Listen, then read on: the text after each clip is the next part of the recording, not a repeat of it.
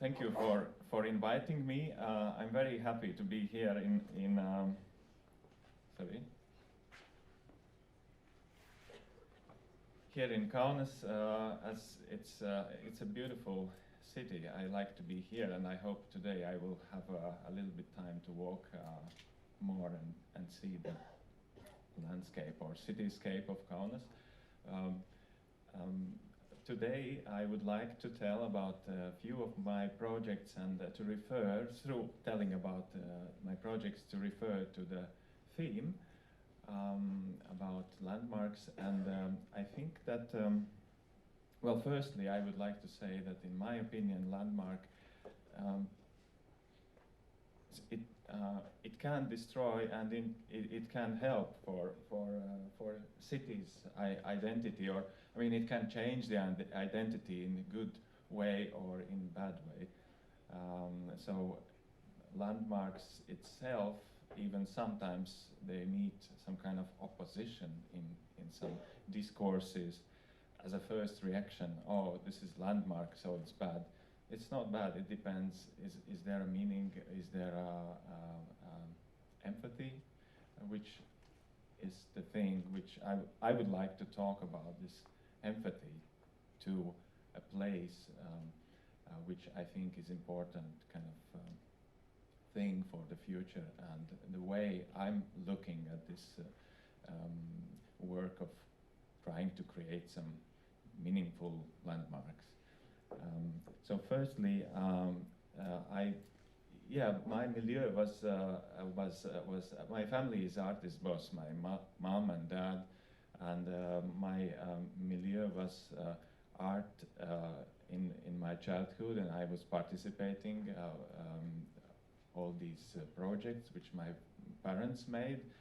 It was fine arts, it was cinema, it was architecture as well sometimes, and this is what we are doing today as well. I guess it was a big impression for me, so I'm still working in between art and architecture, and this is my kind of best place. I feel best in this place. Sorry.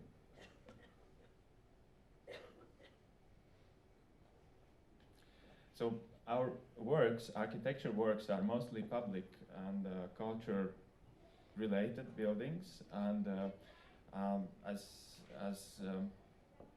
as you heard, I had a chance to work with some objects which represent the state. For example, the Latvian Pavilion in Shanghai Expo in 2010. So I had to think about the meaning or the kind of message of an object. And some other objects like open air stage in Riga. It's nice how Estonians say it's one of the biggest, maybe it's the biggest open air stage, or maybe it's one of the biggest, because Estonians also have these specific buildings, as well as Lithuanians. So Baltic states are doing these specific things, singing in very big choirs. So they need very special buildings then. So when working with these, I have to think about what meaning they carry, and how they will become landmarks, how they will become some meaningful objects. And in my thinking, the important thing is this empathy thing. Empathy for a past, for memory. For example, if we talk about cities, there's a lot of things to deal with history or with memory. Sometimes then we can have empathy for nature when we work in some landscapes. And I guess for me, the landmark can grow out of this empathy to landscape, or it can grow out from the landscape. And nature is one of the most important things which I'm dealing with, or which I'm interested in when working with the objects. So let me tell you about, I think, 4 of my projects. And first, it's about Latvian landscape, and it's calm. Latvian landscape is calm, so we have to go a little bit. We have to look carefully. We don't have, like, I don't know, Dolomite mountains like in Italy, very strong shapes and everything. So we have to watch carefully towards some more nuanced things in that nature. And this was a project, a landscape or architecture project from summer school in small Latvian town, Cēsis. And the students came, architecture students came from all around of the world, from abroad, from very various cultural backgrounds. And what we wanted to do, our company, our studio was tutoring one of the groups, and we wanted to somehow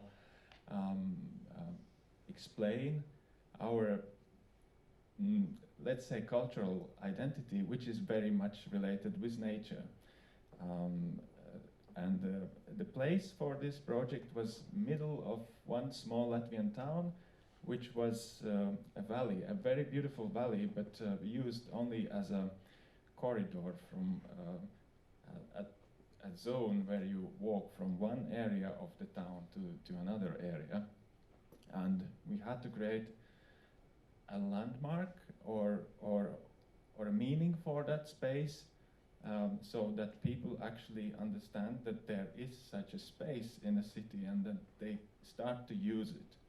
It was a temporary project for just a few weeks because the budget, or maybe the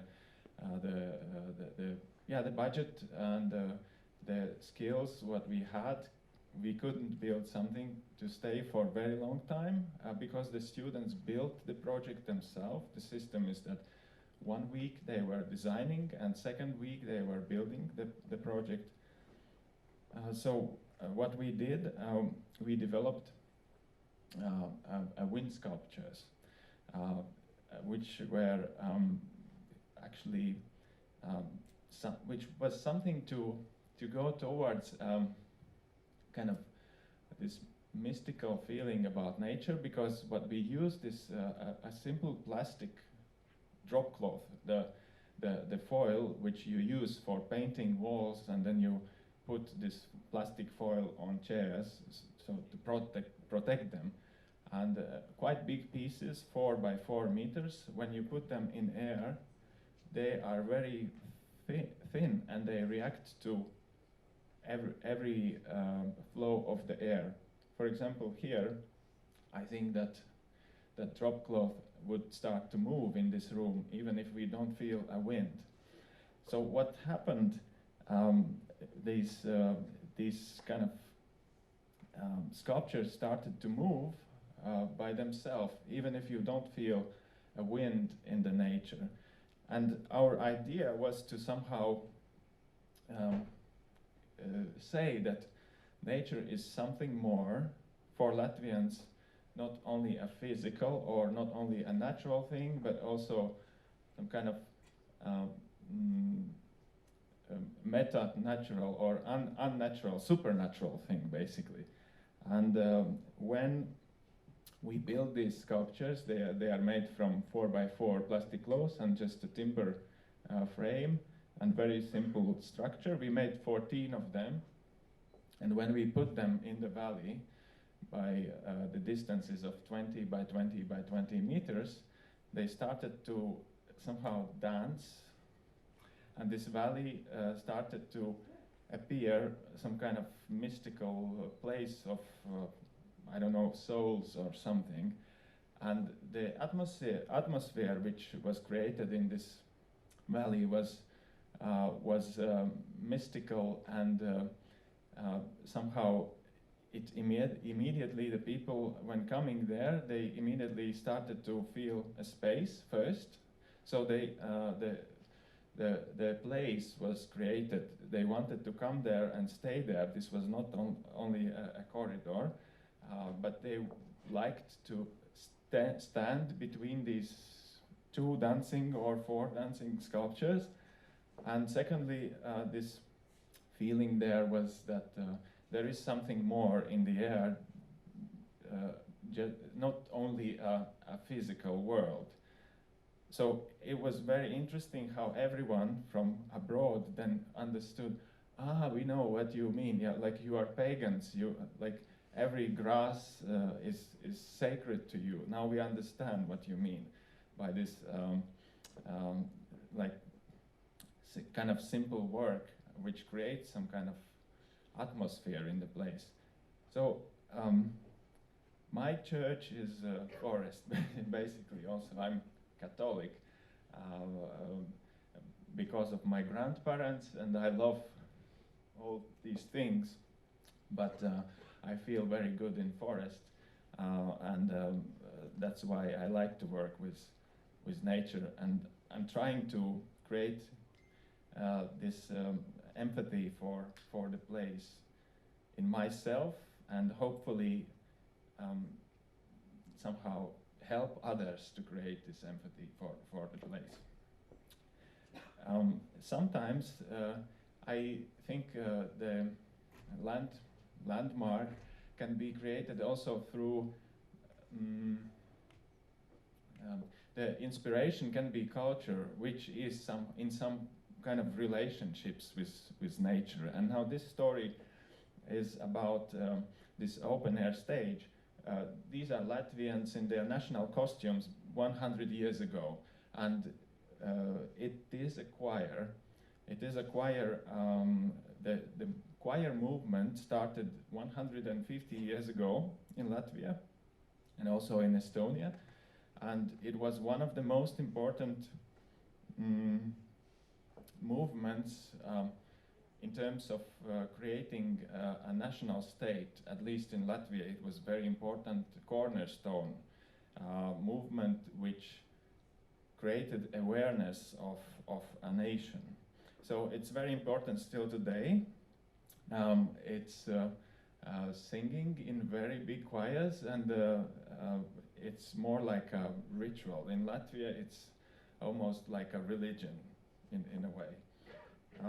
So now we had to build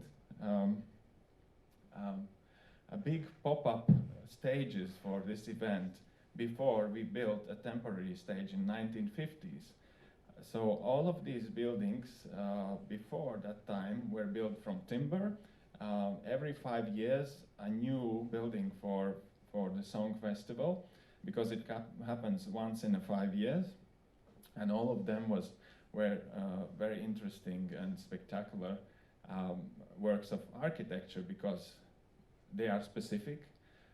They are specific about their visual looks. Every 5 years, new ideas come, new visual ideas come. Secondly, they are specific about acoustics. It was always some kind of discovery about acoustics. Third, they are recyclable, because the materials which are used for those buildings were then recycled and used somewhere else. So it was, and it is, some kind of new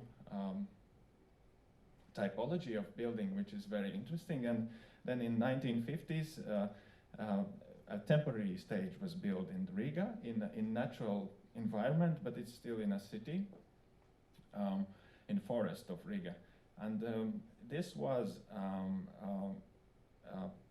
a political message at that time. The Soviet state understood that this is a good event to somehow talk about the unity of nations and everything. And you can see there these sculptures, for example, like left side, this is Russian guy and Latvian guy together. Like Latvian guy is playing music and Russian guy is protecting him. And the right side is two girls, Latvian girl and Russian girl.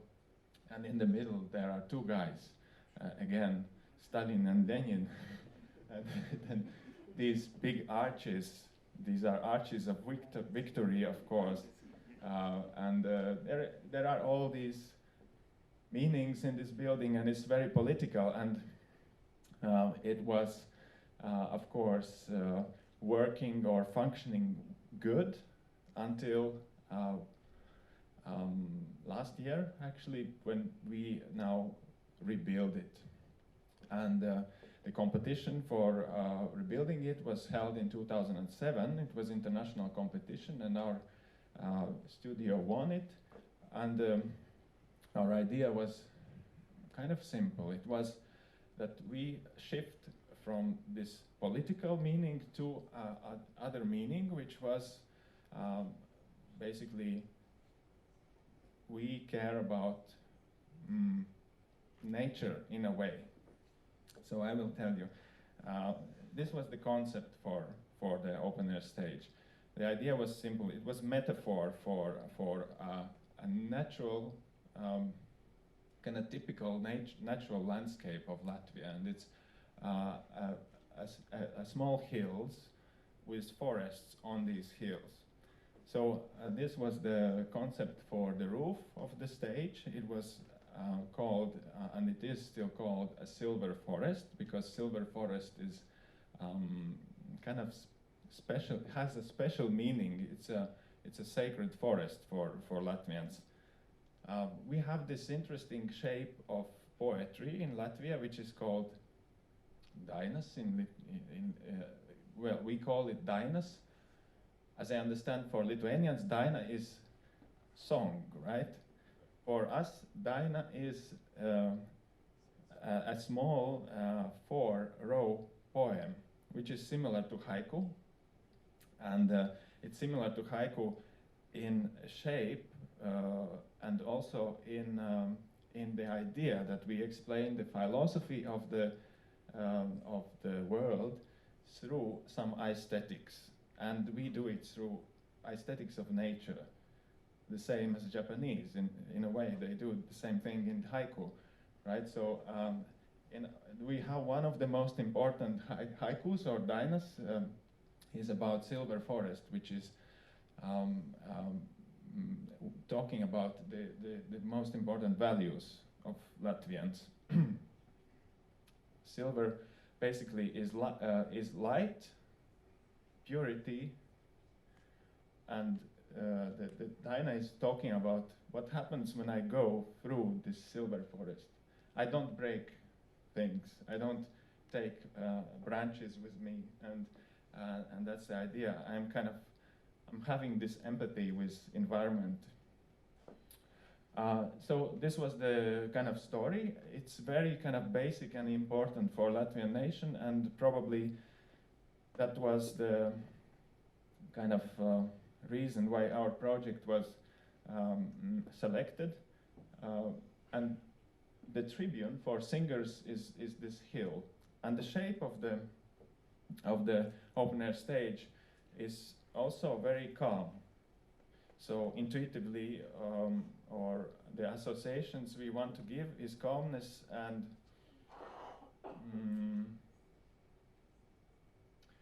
I don't know if it's not the right word, but power or confidence and calmness. So even if the shape is very simple, it has this meaning. It has to be simple because it's just a background for choir, actually. But we put these meanings inside. The metaphor of the Latvian landscape, the kind of this calm atmosphere, calmness and confidence. These were the things we were working with. And the building itself is quite interesting because it's a challenge in terms of acoustics, in terms of functionality. It's a building which has to be used once in 5 years, but somehow also more. Then we need to create some spaces like, for example, a little concert hall for choir singing inside the building under the choir tribune. We have to build, and we have to meet the requirements like utilities, like restrooms, etc. And we also have to build or provide commercial areas for food courts and everything during the festival. So under the stage, which is open air. There are spaces to meet all these necessities. I told about acoustics. It's maybe one of the most challenging things here because sound has its own physics, and the choir here, this is the choir tribune. The length of the choir, of the first row of choir, is 120 meters. So here, in this project, so the singers in the right side, when they sing, then the singers in left side, when they hear that singer, it's only after half a second. That's quite a lot in choir singing.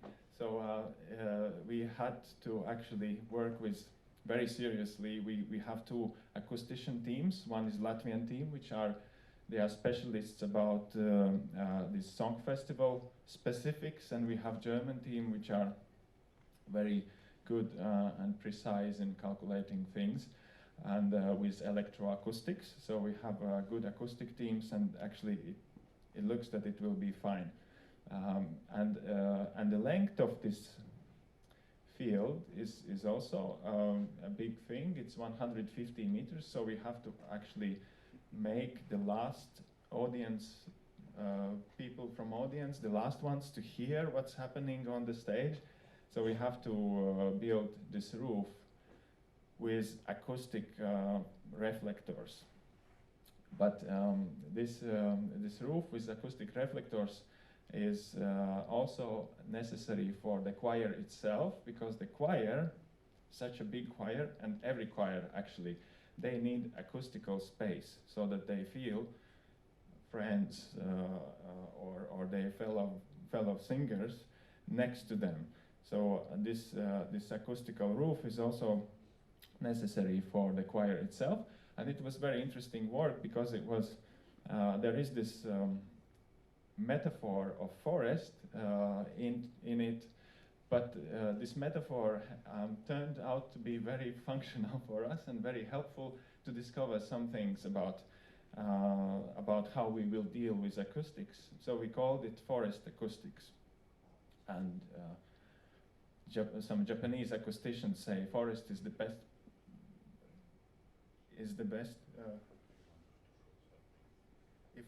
Okay, thank you. Yeah, so I will show them these acoustical panels were made. The metaphor forest acoustics was very useful actually for us to work with this unique thing, how we can meet the requirement of biggest choir. Maybe I will not go into very much details, but basically if this looks as a forest, it also functions a little bit like a forest in terms of acoustics, and forest has a very good reverb for choirs. So we were very happy how this metaphor went into real kind of discoveries. And now what's happening like this, left side is already built. This is a photography from last summer when the big festival took place. And right side, this one is now under construction. So this is the picture for last year's festival from last summer. So we had the choir of 16,000 choir singers, and it was still in the old stage. And now this is previous week from construction side. So this is prepared now for the next year, next summer, when there will be a small festival which is for school kids. So this will be soon finished after maybe 12 years, finally. No, actually, it's not the last stage, because after this we will still have 3 years of third stage building interior under the tribune, choir tribune, because it's just they don't allow us to put a song festival 1 year later. It's impossible because of the school kids. They have their system, everything. So we have to stop, and next stage will be after. But this is another about music. You know these guys, Wu-Tang Clan, right? Rappers and hip hop singers, and this is something which I knew about Shaolin before. Like Wu-Tang Clan was doing a music about Shaolin and these fighting monks, kung fu monks, and I was reading also Zen Buddhism because I knew that I don't know, 70s, 80s generations in New York, like the people there were interested in Zen Buddhism, and I read some books. I was also interested in this Eastern philosophy, and at one point I had a chance to work there. It was after Shanghai Expo. Some people came to Expo and they invited us to work in inner China, in countryside of China, and it was Shaolin. And what I knew about Shaolin is Wu-Tang Clan, Hong Kong films, and I don't know, some books I read about this. But I had this image about these flying monks from these films, and I was very curious. Okay, what can we do to build that, to make that thing happen? This was actual landscape of that place. It turned out to be a very beautiful place with amazing and very peculiar mountains, very specific shapes of the mountains. And I just had this image of this monk kind of levitating through these mountains, and I thought, okay, that would be nice to do this, and how can we do this? So this is the picture of the sacred Songshan mountain, which is actually the cradle of Chinese civilization, one of the places where important Chinese inventions were made, like gunpowder. This happened in the foothills of this place. It's also a home for Zen Buddhism, like Shaolin Monastery. It's also a place for Confucius University, one of the four important Confucius universities in ancient China, and also a place for old Taoist temples. So it's an important place where the culture of China started, and Wu, the empress of the Tang dynasty, was climbing into this mountain to pray for gods for good luck or some success. So it's a historical place, and in 2010, 8 locations, 8 historical buildings from this place, which are located in this mountain, were incorporated in UNESCO World Heritage List under the title Place Between Earth and Sky. That was the old idea of that place for the ancient Chinese. They thought it's something in between. So this idea was for me even some kind of springboard to be even more confident that this place is about levitation or being somewhere in between. So I tried to develop this project in context of this cultural idea about this place, but I also was very impressed by this nature. The building itself, it grew out from the mountain for me and from the shapes of the local mountains, and they have these interesting dynamics. So I was looking at these mountains, sketching them and repeating, and thus in that way working with the shape. There were also these rice terraces, like old Chinese peasant fields of rice, which looked approximately like this. So I was just studying the topography, like natural and cultural topography of the place, and the shape of the building was inspired by this and was meant to be growing out from this, these topographies. The volume itself, it was quite monumental form and specific surface. It breezes. It's made from stone, but it has little gaps between, so that the building can breathe the air and light.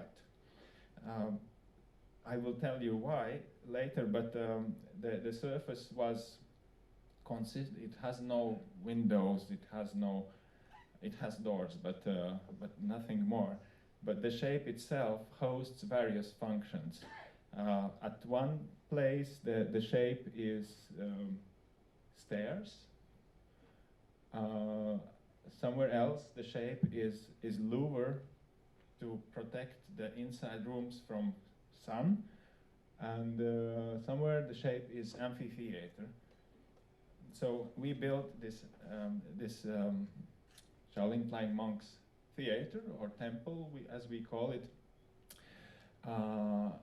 And it is a theater, open-air theater, and this is the picture of the amphitheater. And I like this picture because we were working from Riga, and we were in supervision phase. We were traveling to China, and it was always something you miss in between these times. And then I started to develop some kind of interest in new concept of surrendering in process of design, and what happens in these times of surrendering. And some very beautiful things appear which you never designed in the.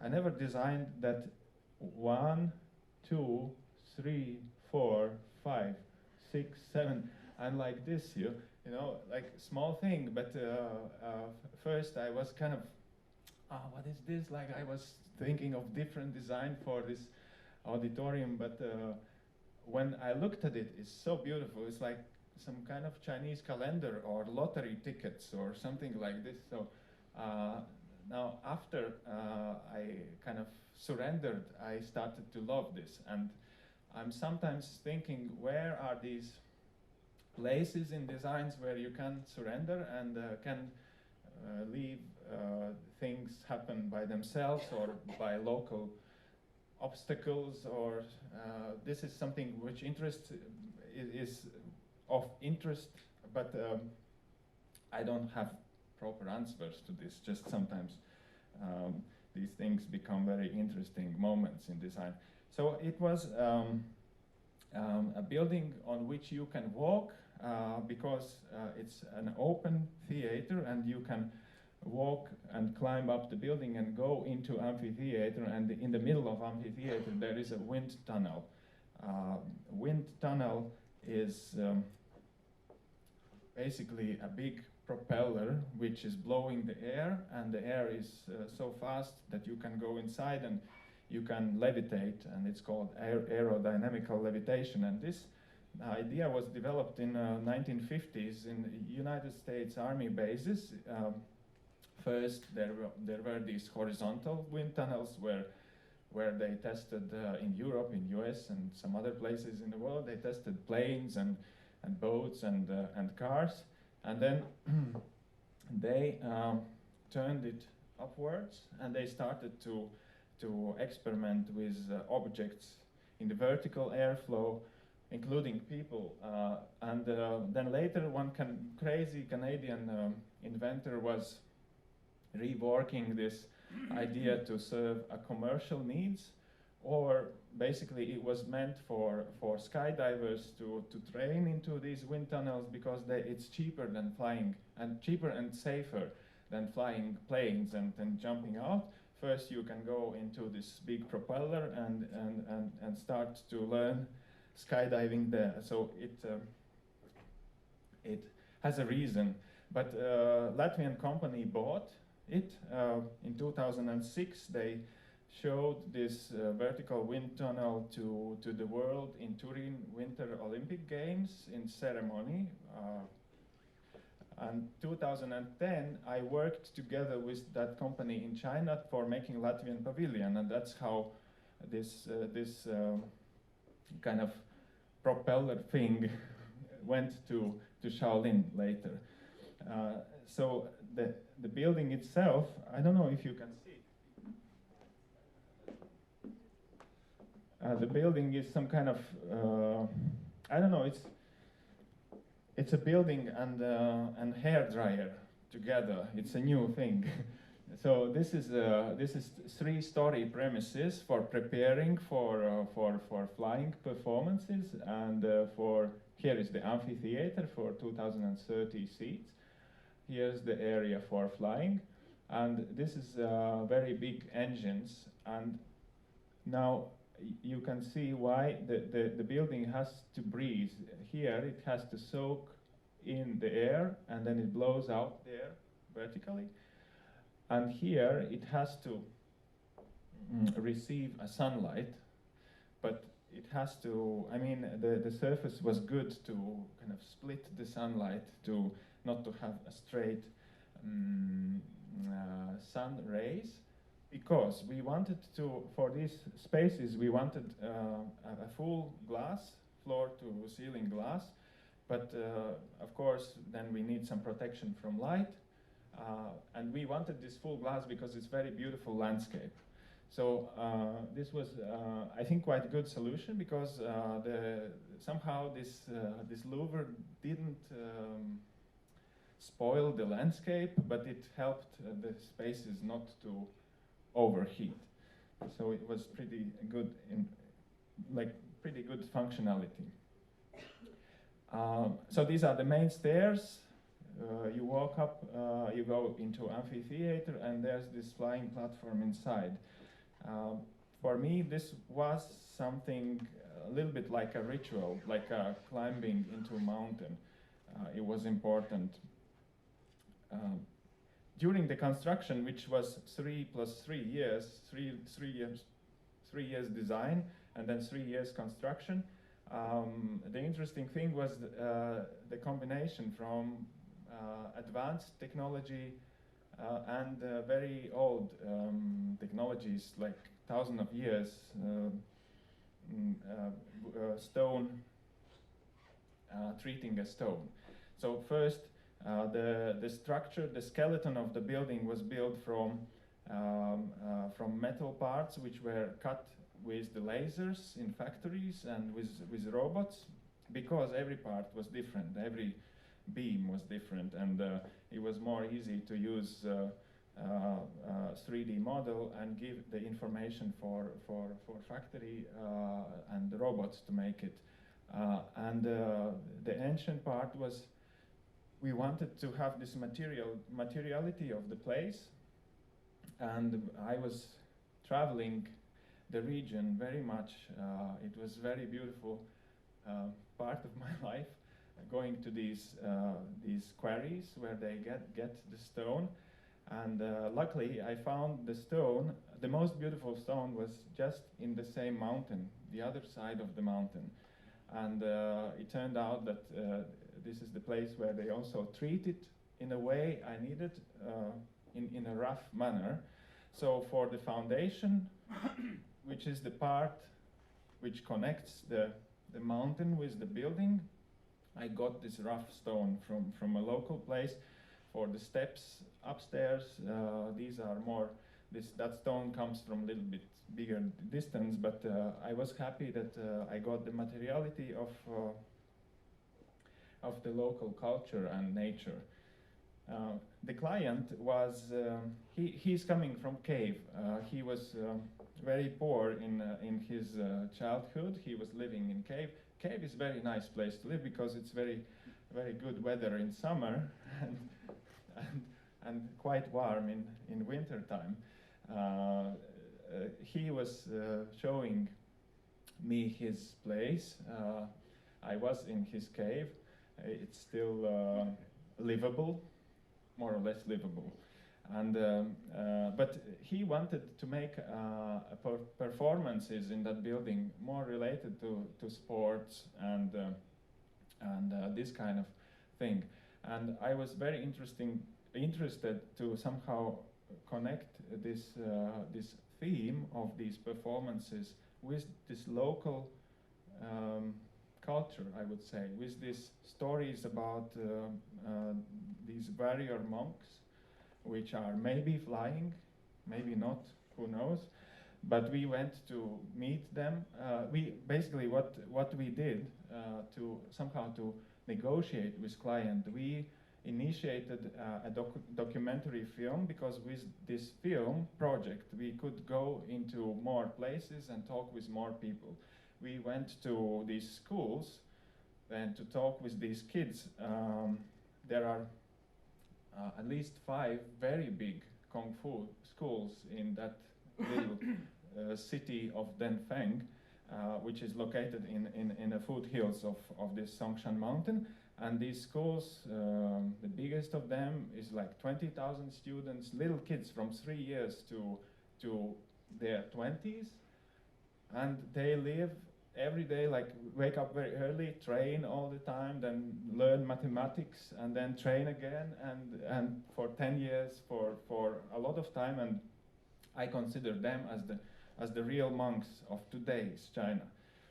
We also went to the abbot of Shaolin Monastery to ask, do people fly and everything. He's a political person, basically. We needed to ask him, more or less, do you agree?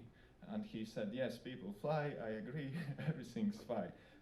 It was interesting how we went to Shaolin Monastery, which I thought like some kind of mythical place, with black Mercedes, with these, you know, it's different place now. It's political place in China, and then I thought, okay, I talk to these kids better, and we actually managed to find a minister.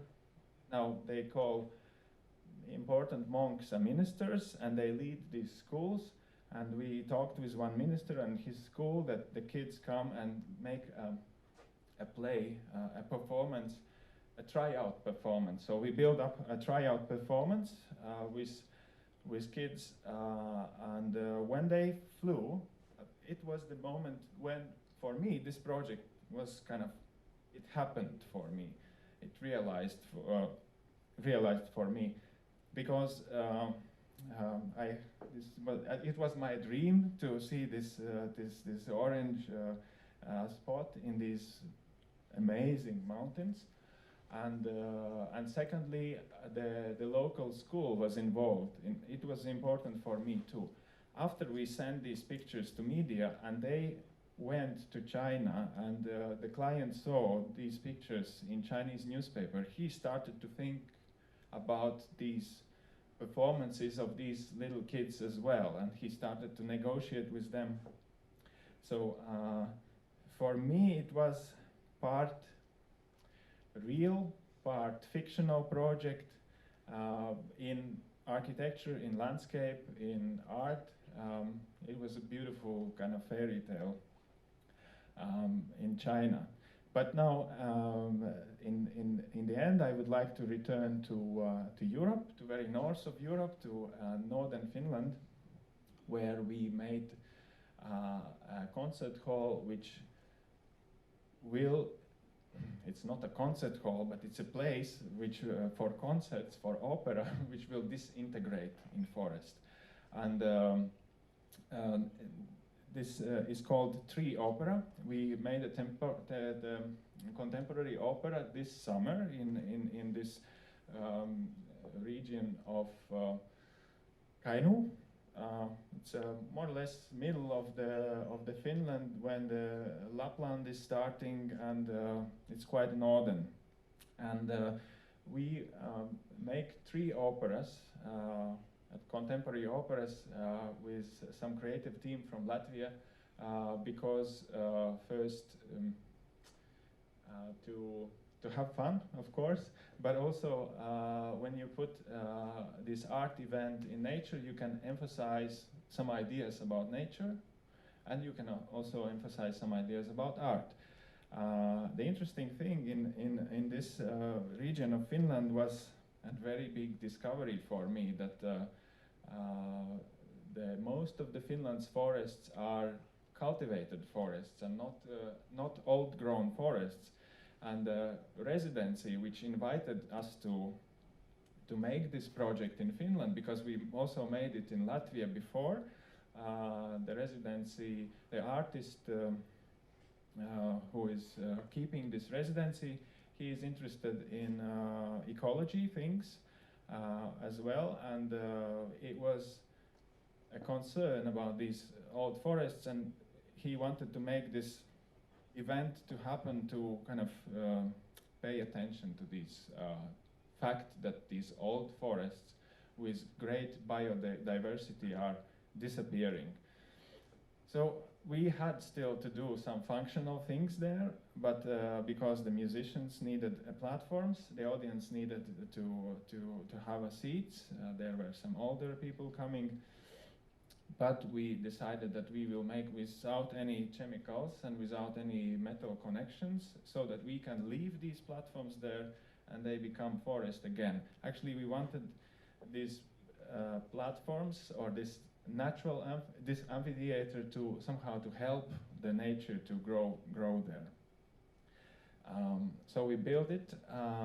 We find a very kind of appropriate place, as appropriate as possible, because we wanted to do at least possible there. So we found the place which is almost already amphitheater. We burn the wood to protect it in old kind of style, because it has to serve for 5 years. But after, we hope that it will become a forest again. We put it together from just wooden parts, and some things still had to be protected by temporary, like organic glass, because there is this very specific flute which has to be protected from wind.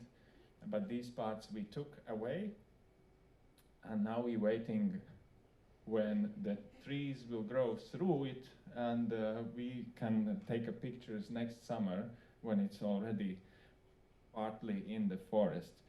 So I hope the idea, or this empathy for the place, the idea of empathy for the place or for the history, can become the main kind of content of Landmark, even if the physical sometimes even maybe disappears. So I think we live in the world of ideas, and if these ideas are powerful, then everything is fine. If these ideas are beautiful, so I hope we will strive for that. Thank you.